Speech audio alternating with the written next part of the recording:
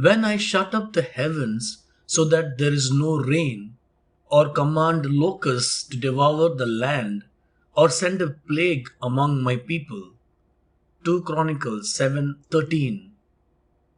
It is interesting to note that this verse begins with the word when. This simply means that the events that follow are bound to happen.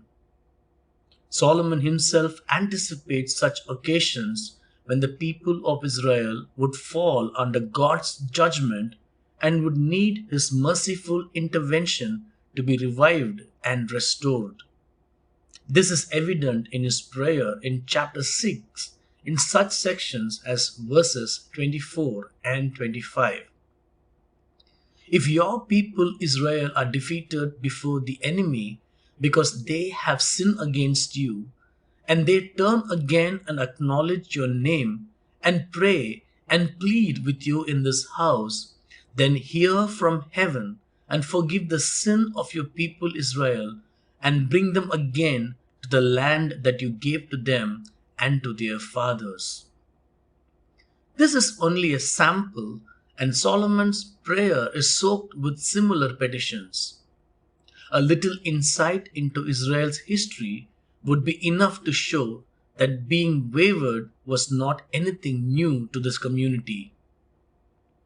Further, the events mentioned in this verse, such as God shutting up rains, commanding locusts to devour the land, and sending a plague, are all acts of judgment. God had shut up rains only recently during the reign of Ahab, king of Israel, to judge the nation for warring after idols.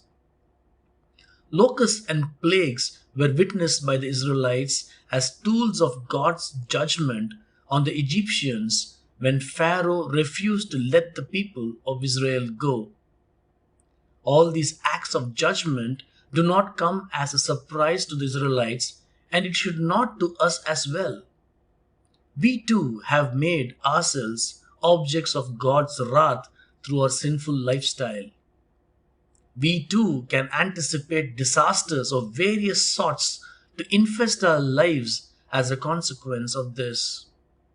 But God's purpose in allowing these setbacks is certainly not to destroy us, but to restore us back to Himself.